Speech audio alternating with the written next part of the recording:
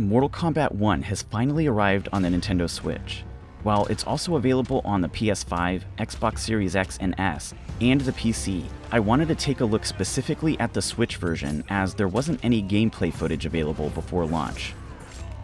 Mortal Kombat 1 is a sequel to the previous game in the franchise, Mortal Kombat 11. As the name tries to imply, it's meant to represent a fresh start after the events of the story in Mortal Kombat 11. We'll get to the story in just a minute, but first let's talk about the presentation and the graphics. Mortal Kombat 1's presentation is incredibly sleek. From the clean menus to the stylized but simple UI elements during gameplay, MK1 looks fantastic. The graphics on the Nintendo Switch look very similar to the MK11 port from 2019. To be blunt, the graphics are significantly downgraded from the current-gen consoles, but given the hardware of the Switch, this was to be expected, and overall, I really like what I see here. The resolution is fairly low, and the models are lacking in detail compared to the PS5 and Xbox counterparts. But it doesn't matter to me. The graphics of Mortal Kombat 11 on Switch got a lot of flack when it came out a few years ago, but I always thought it looked great for what it was. It's all about managing your expectations. You can see exactly what this game looks like here and make your own decisions. Keep in mind this is running on portable hardware nearly equivalent to the Xbox 360 and PS3 generation. So expecting a game that runs at 60 frames per second to look anything like what we're getting on the PS5 or Xbox Series X is entirely unrealistic. The stages are much brighter and more colorful than the ones in Mortal Kombat 11. They've really outdone themselves on the art design. I really love Johnny Cage's luxurious mansion. There's a giant pool overlooking the skyline, pizza on the table, a roaring fireplace. If it weren't for all the fighting, it would look downright cozy. Some of the stages don't look great. Like this one, the tree textures are very low resolution, there's graphical glitches like the giant statue popping in and out, and the fighters in the background don't have much detail at all. It looks like some of them don't even have faces. Still, I'm not bothered by the game's graphics as a whole, but I can already imagine this is going to disappoint some people. Let's talk about frame rate. Like Mortal Kombat 11, the game targets 60 frames per second during gameplay, and 30 frames per second during intros, fatalities, and other cutscenes. Here's the thing, during one-on-one fights, I think it runs better than Mortal Kombat 11 did on Switch. It's very smooth. So I was taken by surprise the first time a third character jumped on screen, one of the cameo fighters, and the frame rate completely fell apart. It feels like it's below 30. It's so choppy whenever a cameo fighter interferes in the match, and that's a key part of the gameplay, and it's extremely jarring. I hope they're able to patch this and make it at least somewhat smoother. MK11 had tag matches like this, and I don't remember it having the same problem at all. It's also the same thing with the fight intros. When there's 4 character models on screen and there's a bunch of effects going on, the game just chugs along, and sometimes even to the point of freezing for a few seconds. But those issues aside, overall the game is very playable and fun, both handheld and docked. In terms of gameplay, Mortal Kombat 1 feels a lot like its predecessor, MK11. It's fast-paced, smooth, and your attacks feel like they have weight to them. The gameplay does feel noticeably faster than MK11.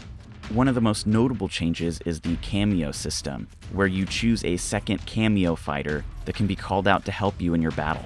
Although it's not a deal breaker for me, I'm not normally a huge fan of this tag team style gameplay, and I do wish it can be turned off.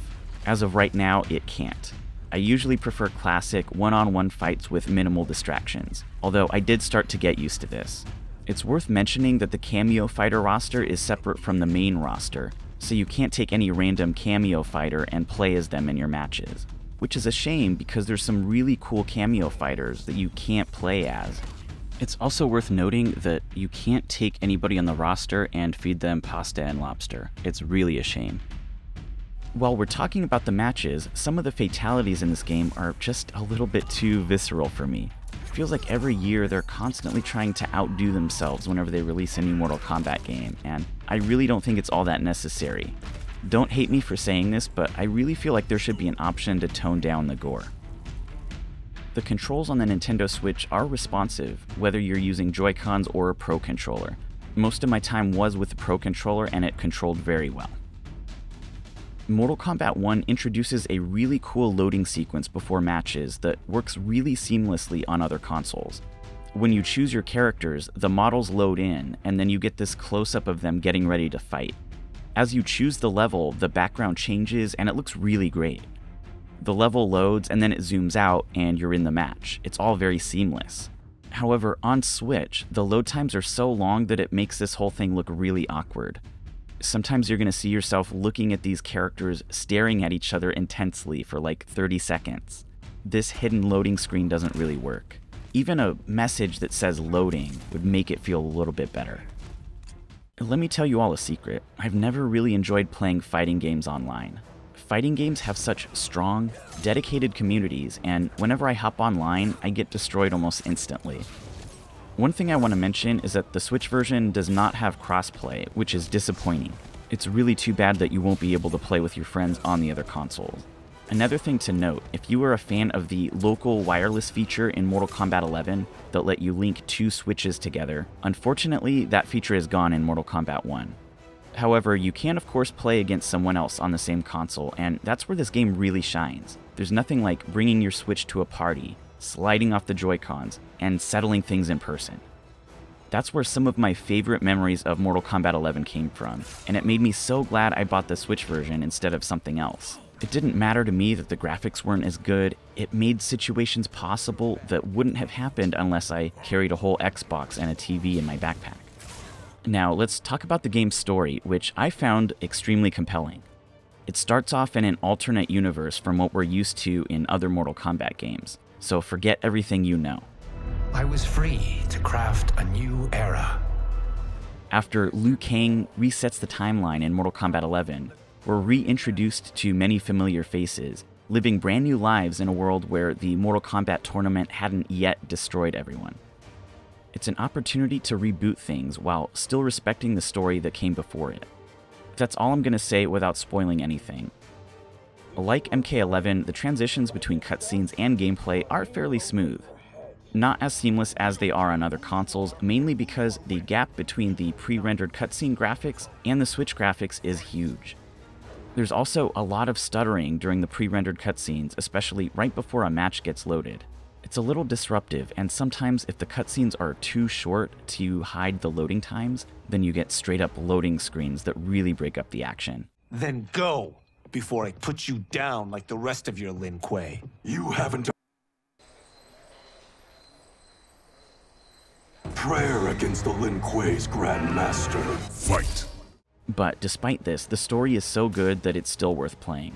But I really do hope they're able to fix it. Either way, NetherRealm Studios developed a great story, and I think fans of the series are really going to love this one. Once I started the story mode, I didn't want to put it down. It has Patreon flowers. How many times do I have to tell you, I don't want to subscribe to your Patreon? In terms of other content, the Crypt mode is no more, and it's been replaced with a new mode called Invasions. It's sort of a board game, similar to the World of Light mode in Smash Bros. Ultimate. You walk around these environments that remind you of The Sims, and you land on different spaces. Each space initiates a fight with a specific gimmick, like many of the fights in MK11's Towers of Time. You might have missiles shooting at you, or some kind of environmental damage ticking away. As you progress through this mode, you level up your characters and unlock new items. Even though this isn't really an online mode, you can't play this without an internet connection. I do like this mode better than MK11's way of unlocking things in the towers. In that game, I spent so much time letting the AI battle for me to grind out the towers, and I was really just letting my Switch sit there while I was doing other things, and every once in a while I would have to press the button to go to the next fight. It kind of felt pointless after a while, just letting the computer grind out these fights, and so I do like this mode much better. Like most Mortal Kombat games, there is a classic Towers mode as well, where you take a fighter and defeat a series of opponents to reach the final one and get an ending for your character.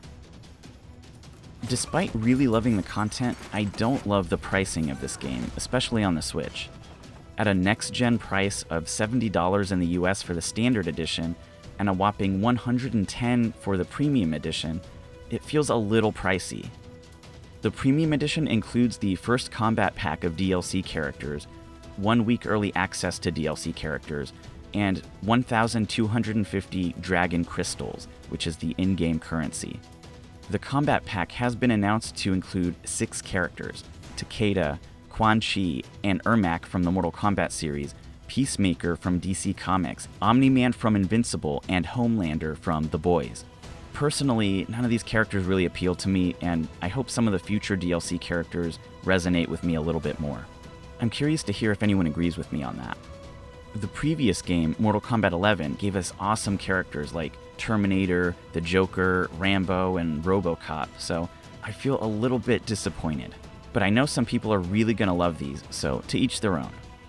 On the other hand, it's a little bit weird to put Quan Chi and Ermac in the DLC when they're already characters in the story mode of the game and you actually get to fight them. I have no idea why they're DLC, that makes no sense to me at all. One other small issue is that it's such a pain to switch to one of your character's alternate outfits. You can't have presets like you can in Mortal Kombat 11, so you have to back all the way out to the customization menu, change the outfit, and then go back to the character select screen. It's way too cumbersome, so I found myself just using the default outfits most of the time. Mortal Kombat 1 on Nintendo Switch is a strong fighting game. It offers an engaging single-player campaign with a great story, and the Invasions mode is a fun way to unlock content in a way that's more dynamic than the Crypt and the Towers of Time. The gameplay itself is satisfying, and that's really the most important part. If you are a fan of Mortal Kombat 11, I think you're going to like this one as well. I do wish it had crossplay, but that's something that you're going to have to factor into your decision about which platform to buy this for. If you get it on Switch, you do give up quite a bit of graphical fidelity, but there's something to be said about the portability of a fighting game like this. So personally, I have no regrets whatsoever about getting the Switch version. If you've already played this game and have thoughts, or if you have any questions, I'd love to hear them in the comments.